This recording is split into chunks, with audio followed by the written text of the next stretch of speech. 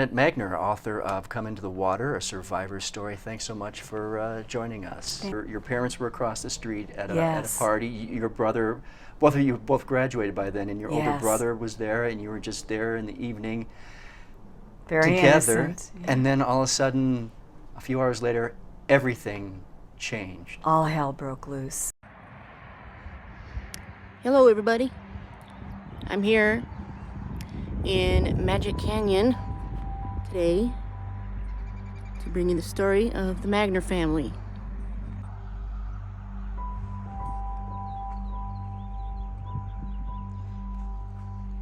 Alright. That's my ghost hunting buddy over there. She's just gonna do her own thing. Okay, so this was this used to be called Dark Canyon back on June 9th, 1972.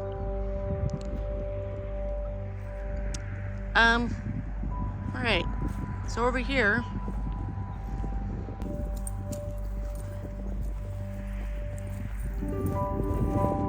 this used to be called the Starner Tract. I'm assuming after a guy named Starner, you know, I don't know why they called it that. Tater? Come here. Boy, this is gonna be a hot mess. Okay.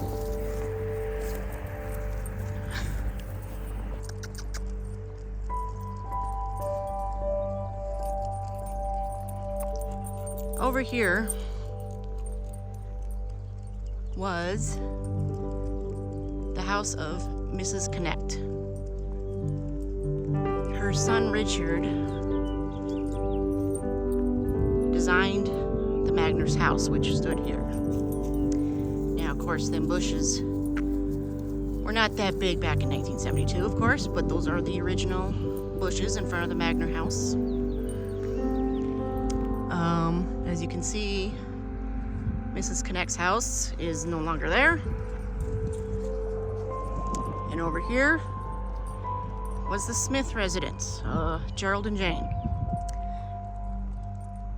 Now, the Magner, Mr. and Mrs. Magner, Bill and Norma, on the night of June 9th, 1972, were over here at the Smith house having cocktails, right? Now, Bill Magner was a radio and television sportscaster for KOTA. And that's where he met Norma.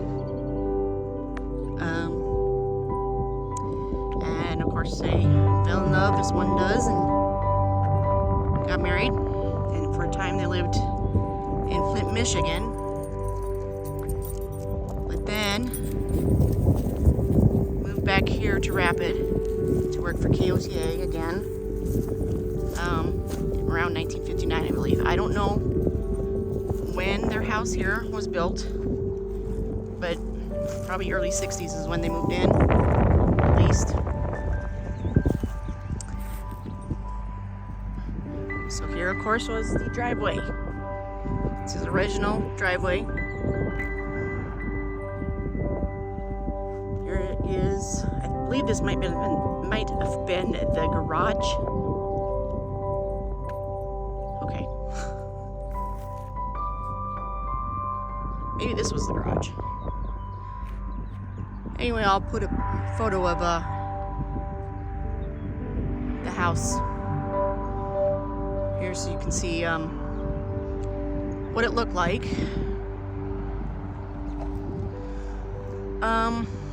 Yeah, so that night,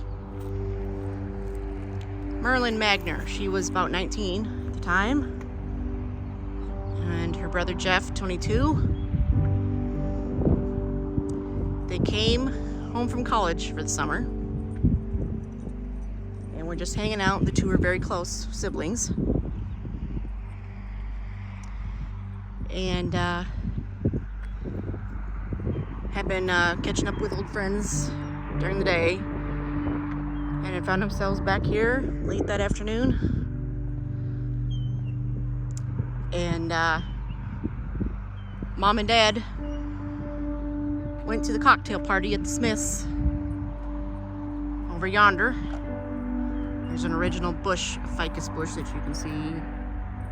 I believe that is from the Smith house. Okay. Now, before I get started with the story, I guess I should tell you a little bit about the stats of the flood. So, there was 15 inches of rain that fell in about 6 hours. And there's been conspiracy theories and weird ideas, I guess. I don't know if they're true or not, if that cloud seeding was the cause of the massive amounts of rain. Some say that's not true. I don't know. Yeah, so the rain started, came pouring over these hills. This is where this area was devastated. Not very many people made it out alive in Dark Canyon. So you can imagine, Jeff and Merlyn were sitting here in the family room, I guess. Front door was over here, where this basketball hoop was. Or is, I should say.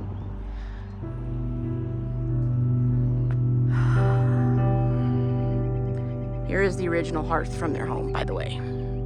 This is the only thing that really remains standing from their home.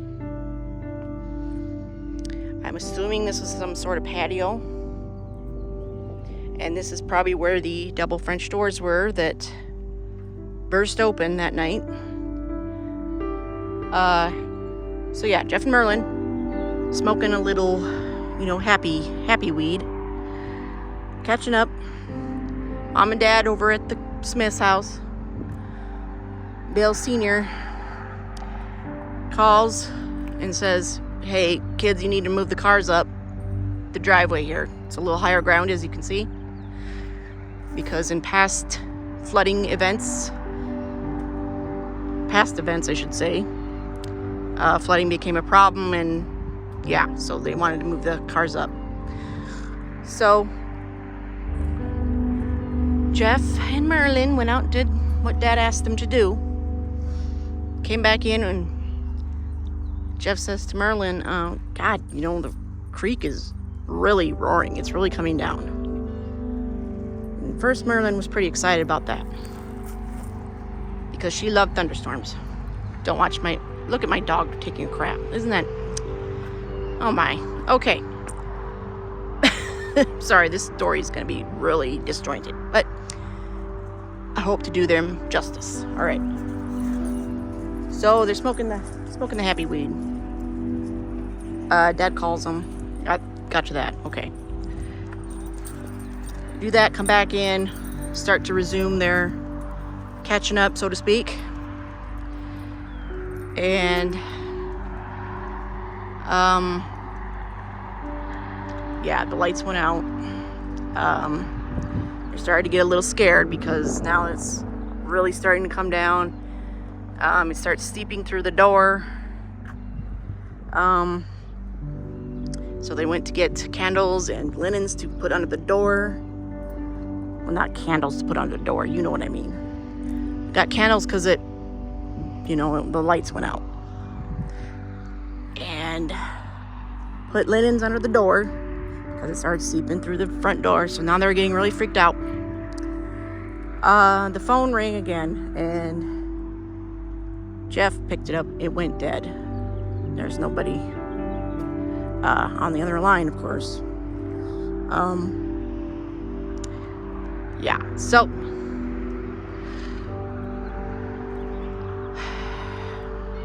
you can imagine they're getting pretty frightened. That's when Jeff noticed that the water had risen against these French doors. And he says to Merlyn, he says, we need to get up on the roof because those doors are not going to hold. So they hopped up under the kitchen counter, and they had 2 little dogs with them. They're 2 little dogs. And about that time, the French doors did indeed burst open and flooded the house.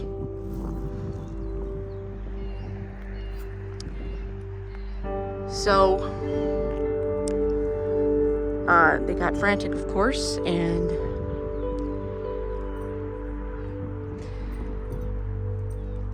yeah, come over here. They got frantic, tried to get out the kitchen window, and climb up onto the roof. And as Jeff got up on the roof, and he reached down to take a dog from Merlyn, but somehow he lost his grip on Merlyn. She tumbled out the kitchen window into the flood. Okay.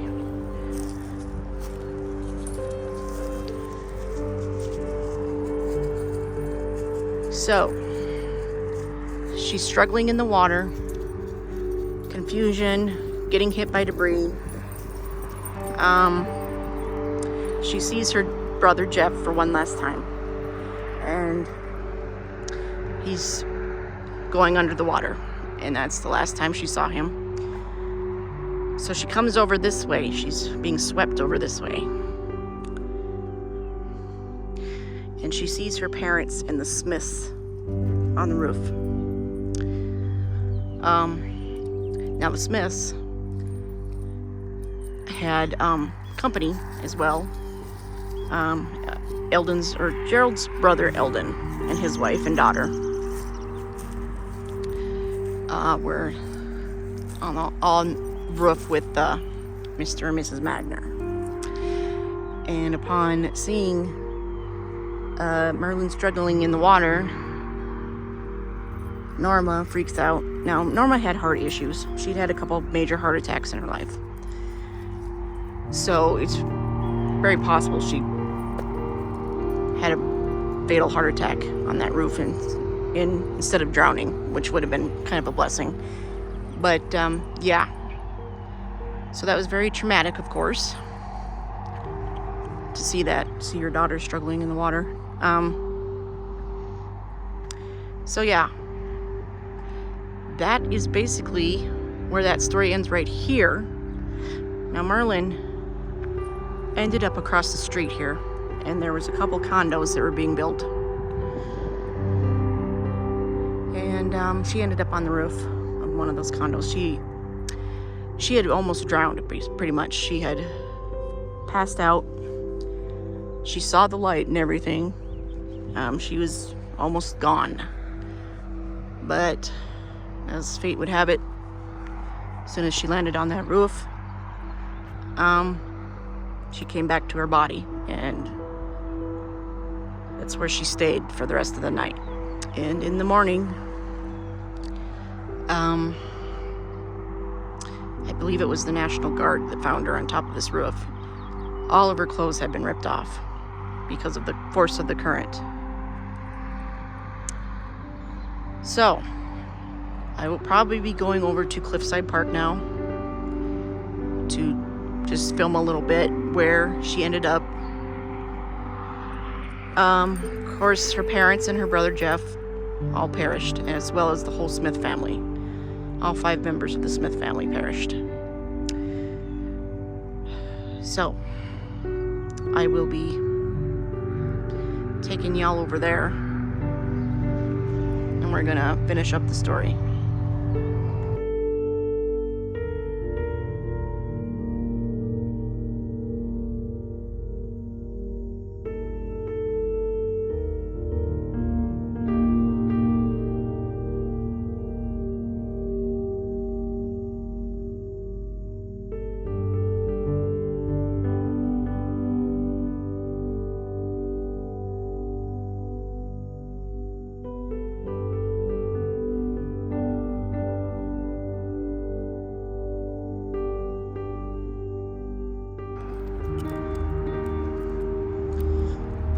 Be at Cliffside Park,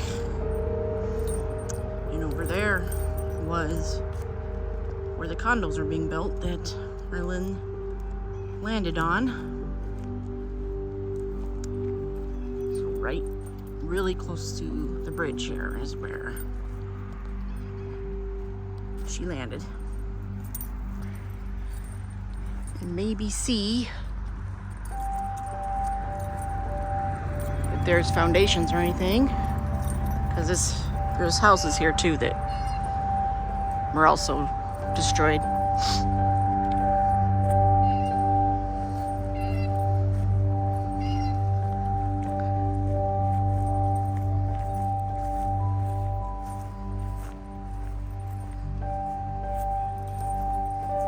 There's a rock wall over here. Could have been part of something.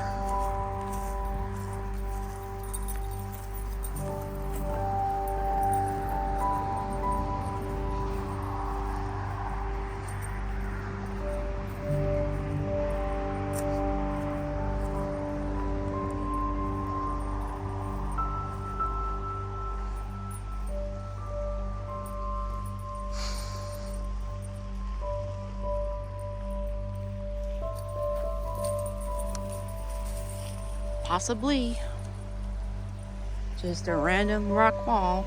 So, yeah, could have been part of the condos or one of the houses that was here.